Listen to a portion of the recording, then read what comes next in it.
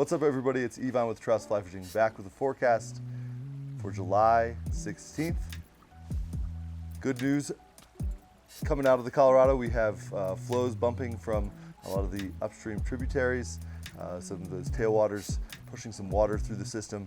And we've seen some drops in water temp, and that voluntary fishing closure has been lifted from State Bridge up through Kremmling. So that's obviously good news. We have some bumps along the tailwaters as well. The South Platte's bumped a bit, so we're seeing some positives with flows. Obviously, we're still in a drought year, still in the lower water year, but there's some positives to be found. There's some good fishing to be found. Obviously, the Arkansas has been fishing well. The Eagle's been fishing well. They're both below average, but they've been fishing well. The Colorado, with these water temperatures coming down, that's going to start to fish well as well. And the tailwaters are always a good option. And we can't forget about the high country and warm water as well. So there's a lot of options to be had this weekend and into next week, the next couple weeks. So let's get to it. Let's talk about it. We're gonna start with flies. Or sorry, bugs. We're gonna start with bugs. I chose a double ganga, the little baby double ganga. This is in gray.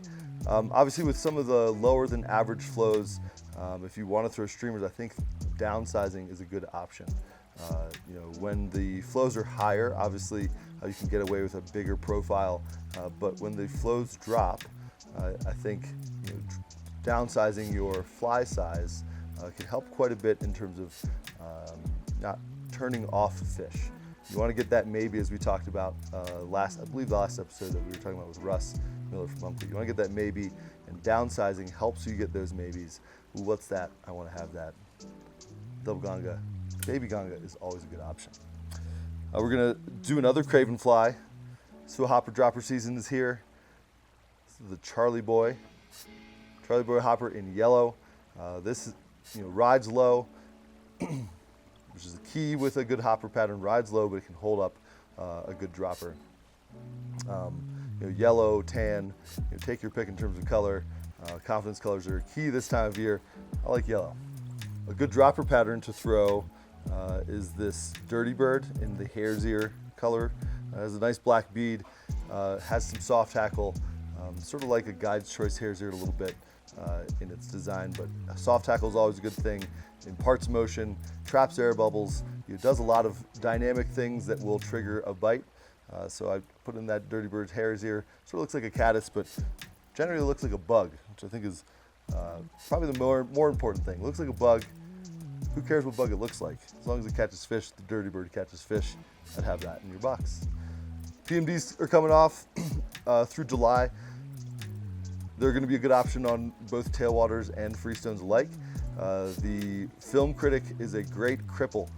So as the hatch progresses, fish might get a little bit more selective, and they'll be looking for the weak to eat. So they'll be looking for things that aren't quite making it out of the through the surface film.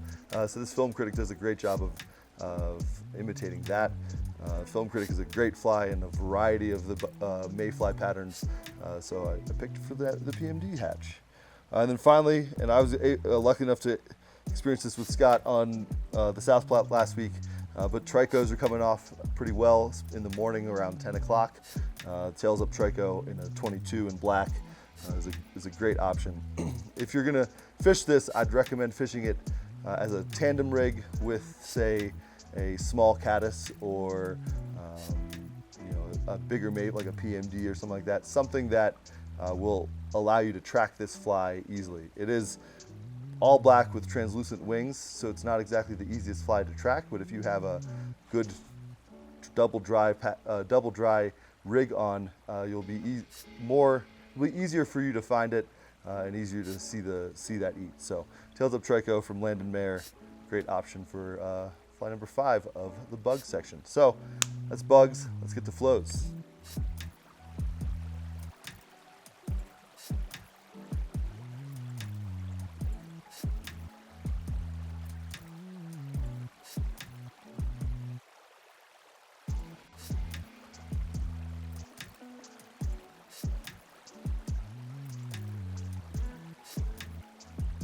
We'll start with the good news on flows. Colorado near Kremmling has bumped. As I mentioned, that voluntary fishing closure has been lifted. Obviously, you still want to be mindful of water temps, but if you look at the water temperature gauge at Kremmling, it has dropped significantly over the last week as those flows have moved downstream below Green Mountain, through the Blue, and then into the Colorado. So we're seeing those water temperatures into the 50s. It's dropping even down lower in Dotsero, so I would imagine that voluntary fishing closure will probably be lifted down a little bit lower as well, looking down at Dotsero, there was water temperatures in the low 60s, and they were dropping every day. So I'd imagine that we're going to see the voluntary fishing closure lifted if these flows continue and the downward trend in water temperatures continue. So that's obviously positive news. You're still seeing some good fishing along the Arkansas and the Eagle. Both of those are obviously lower than average. Let's see, I think the Eagle at around Edwards is 248. It did get a bump last night after some storm activity. And let's see, I think the Arkansas, I've probably already displayed it on the screen now, but the Arkansas at Salida is also on the upward trend of 834. So these are great flows for this time of year, especially considering the water year that we had up in the mountains. So this is positive news. Hopefully this lasts as long as possible, and we get some solid fishing. The fisheries remain healthy through the summer and into the fall. So that's good news on the freestone front. On the tailwater front, we're seeing bumps along the South Platte. So out of Cheesman, I think we're coming out mid 250s or mid 200s, I should say, like 240, 250 in that range. We're seeing flows on the Dream Stream and 11 Mile around 150. So they're messing with the flows a little bit on the Dream Stream. You've seen it gone up and down, which doesn't necessarily bode well for fishing. If it stabilizes, it's going to be a much better option. So hopefully that they don't mess with the flows too much and they keep it pretty stable. Those daily drops can mess with fish. They'll sort of have to readjust where they're going to be sitting, where they're going to be feeding, where they're going to prefer to hide, and camp out a little bit. So obviously you want to look for a little bit more stable flows. Along the South Platte, when it bumps though, fish generally go on the feed. So Deckers, talking to guys who's been fishing well, you can fish bigger bugs when you have those bigger flows. So that's always a positive. But then you also have the dry fly options as well. So that's flows. Let's get to weather.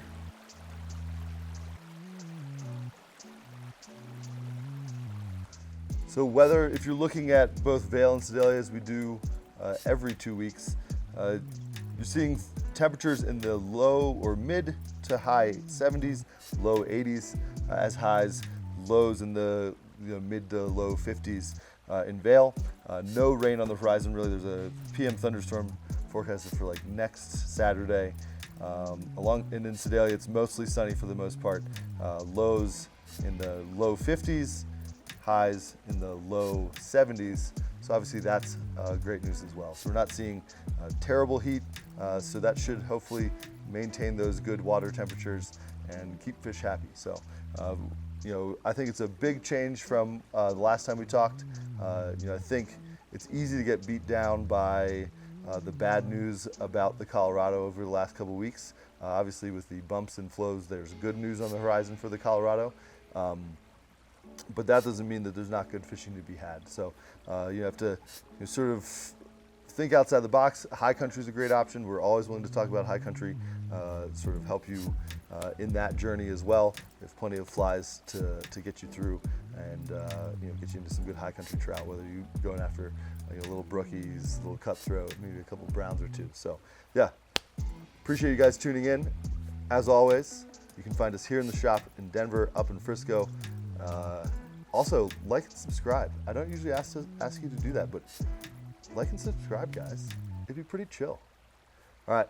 Okay, bye.